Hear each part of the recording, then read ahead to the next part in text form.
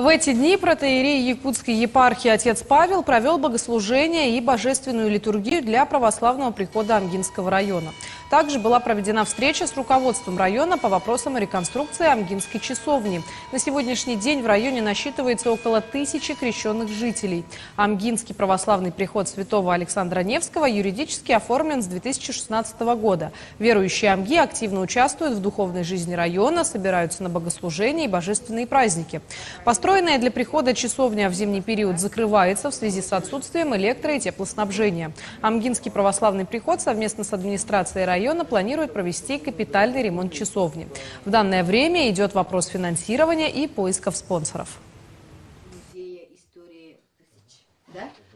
Решали текущие вопросы по реконструкции часовни, которая была построена в 1995 году, и по сей день она остается не на чьем балансе и, собственно, не имеет ни отопления, ни содержания. Поэтому